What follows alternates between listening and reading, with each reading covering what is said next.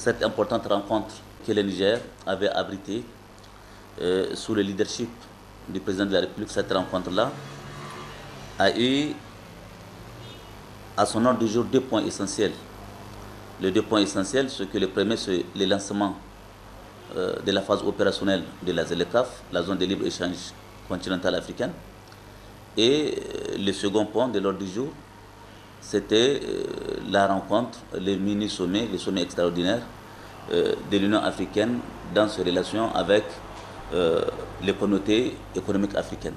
En ce qui concerne la ZLECAf, ce qu'il faut dire, c'est que la ZLECAf, c'est une zone de libre-échange.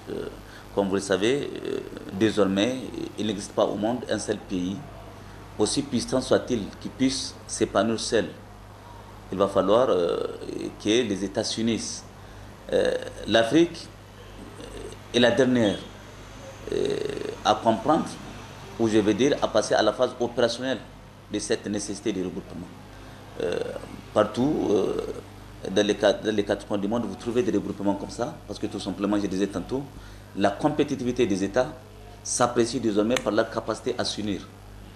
Et donc, il faut le rappeler, le président de la République l'a fait hier, c'est un vieux rêve, cette volonté des Africains à s'unir. Mais il a fallu, en 2019, aujourd'hui au Niger, avec le président de la République comme champion, sous l'instigation de l'Union africaine pour que justement cela puisse devenir une réalité. Alors, le président l'avait expliqué, c'est qu'on est désormais dans un marché qui va booster normalement les économies africaines, tout simplement, qui va rendre notre économie beaucoup plus compétitive et qui va faire en sorte que nous puissions peser beaucoup plus dans le cas des échanges mondiaux. Vous savez, depuis fort longtemps, le président de la République aussi hier, depuis 1919, mais même en 1947, après la Seconde Guerre mondiale, à chaque fois qu'on essaie de reprendre la dynamique du monde, il y a toujours cette volonté au niveau des États, ça c'est mondialement reconnu, et qui consiste à croire que si on veut qu'il y ait de la croissance et qu'il y ait du développement, il va falloir que le commerce soit beaucoup plus libre. Donc la zone de libre-échange continentale doit permettre aux Africains, je disais tantôt, d'être beaucoup plus compétitifs.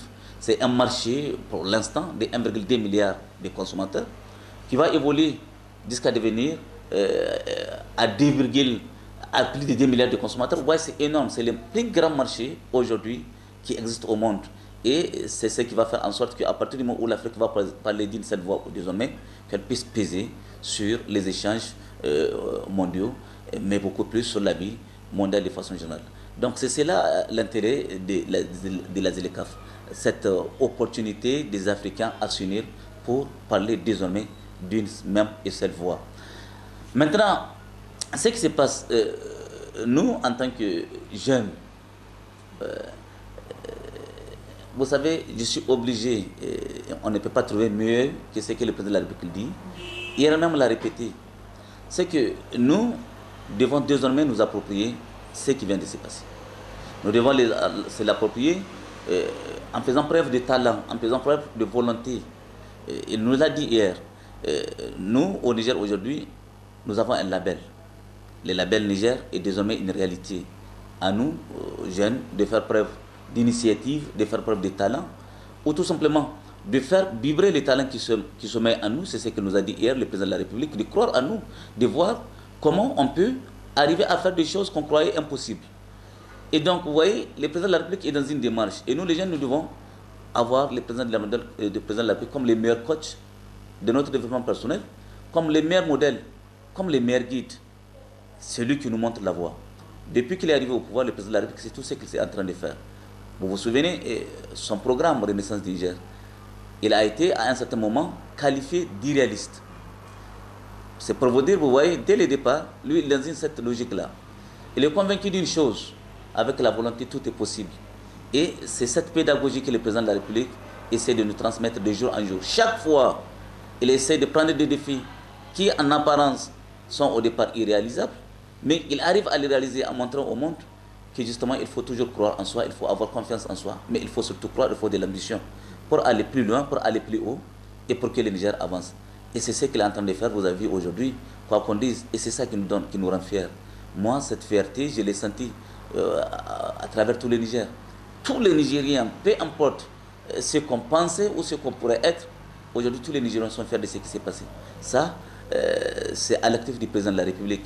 Et vous avez vu hier, avec humilité, avec tout le respect qui le caractérise vis-à-vis de son peuple, il avait renoncé gentiment à revendiquer la paternité du succès.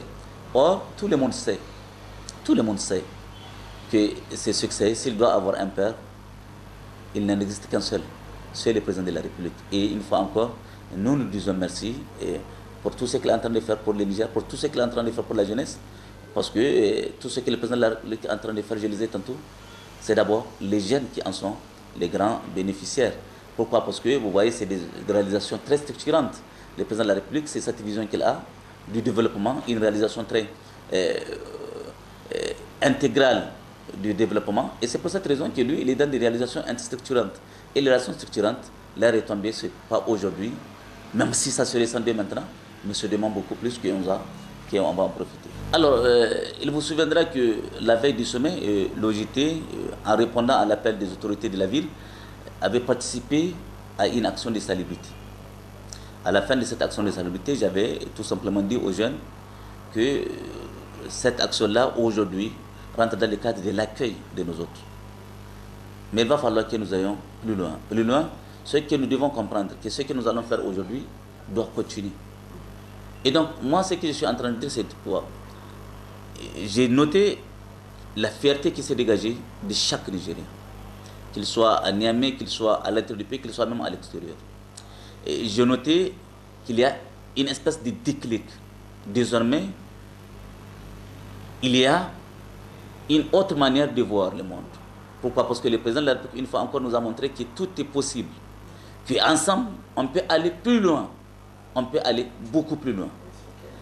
Alors, moi, j'avais appelé les jeunes à s'approprier justement ce que le président de la République. Et la meilleure façon de lui dire merci, justement, lui, le président de la République, par rapport à ce qu'il est en train de faire, c'est de prendre soin de toutes les réalisations qu'il est en train de faire. Et à partir de cela, rentrer dans une dynamique positive qui consiste à chaque Nigérien pris individuellement, à s'interroger désormais au rôle qui doit être le sien dans la construction de notre pays.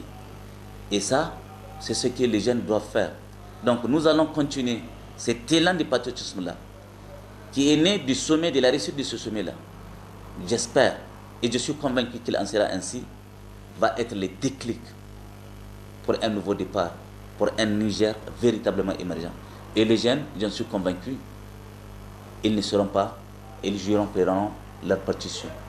Mais moi, je n'ai pas d'appel à lancer au président de la République, j'ai juste à lui dire merci et les féliciter une fois encore au nom de l'ensemble de la jeunesse du Père d'Estaréa par rapport à la fierté qu'il nous a rendue.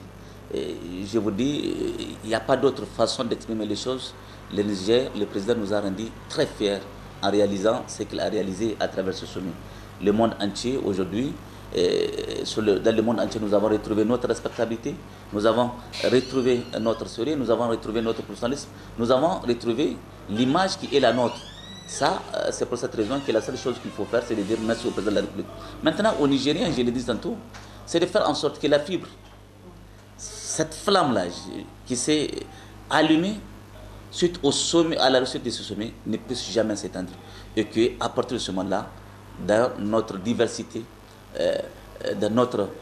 absolument dans notre diversité culturelle ou même idéologique ou politique, tout ce que vous voulez, mais dans notre diversité, dans notre richesse, que chaque Nigérien et chaque Nigérienne puisse, j'ai dit, s'approprier l'esprit du sommet qui vient d'avoir lieu à Niamey pour donner les meilleurs de lui-même et pour construire ensemble notre pays.